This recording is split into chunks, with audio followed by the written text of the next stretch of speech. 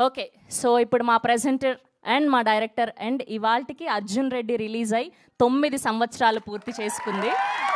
So అలాంటి ఒక sensational ఫిలింని మనకు అందించినటువంటి మా సందీప్ రెడ్డి వంగ గారిని మాట్లాడవలసిందిగా రిక్వెస్ట్ చేస్తూ ఉన్నాం, ప్లీజ్. నేను యాక్చువల్లీ మన ప్రీ రిలీజ్ ఉంటుంది కదా, అప్పుడు మాట్లాడదాం. ఊరికూరికి ఏం మాట్లాడతలేను. కానీ నేను సినిమా చూసిన అంటే నాకేమనిపించింది అంటే ఈ ఫిలింలో ఆ క్యారెక్టర్ ఎట్లయితే చేసిండో అంత ఇన్నోసెంట్గా అది కష్టం అనిపిస్తుంది నాకు అట్లా యాక్టింగ్ చేయడం.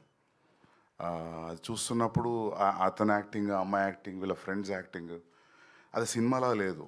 అది మనం పక్క నుండి చూస్తున్నట్టు అనిపించింది నాకు. అది నేను కథ విన్నా, అసెంబుల్ కట్ చూసిన. ఒక్కరోజు షూటింగ్ పోలేదు, అసలు వాళ్ళని ఎప్పుడు డిస్టర్బ్ చేయలేదు. నాకు మైక్రో మేనేజ్మెంట్ ప్రాబ్లమ్స్ ఉన్నాయి, మళ్ళీ పోయి వాళ్ళని డిస్టర్బ్ చేస్తానని చేయలేదు. నేను కథ విన్నప్పుడు ఎంత నవ్వినో సినిమా చూసినప్పుడు అంతకంటే ఎక్కువ నవ్వినా. సూపర్ హిలేరియస్ రైడ్, అదైతే చెప్పగలుగుతా. ఇంకొంచెం ముందుకు పోయిన తర్వాత కొంచెం మాట్లాడదాం.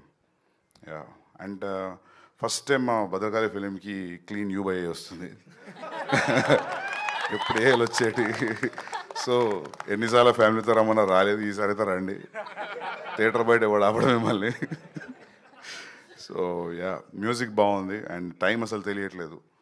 మిక్సింగ్ ల్యాబ్లో చూసి నేను అరే అప్పుడే ఇంటర్వ్యూలు వచ్చిందా అనుకున్నా. అంటే మన సినిమా అందుకే అంటున్నా కదా, కొద్ది మెల్ల మాట్లాడదాం, ఎక్కువ డబ్బా కొట్టిన ఉంటుంది. బట్ మీకు అందరు నచ్చిందా ట్రైలర్ ఎట్లతో సినిమా అట్లే ఉంటుంది throughout. Yeah, thank you. Okay, స్పిరిట్లో మీకు రోమాంచకం మూమెంట్ ఏంటి? స్పిరిట్లో ప్రభాసన్నతో సినిమా చేయడమే రోమాంచక మూమెంట్. థ్యాంక్ యూ అండి, థ్యాంక్ యూ సో మచ్.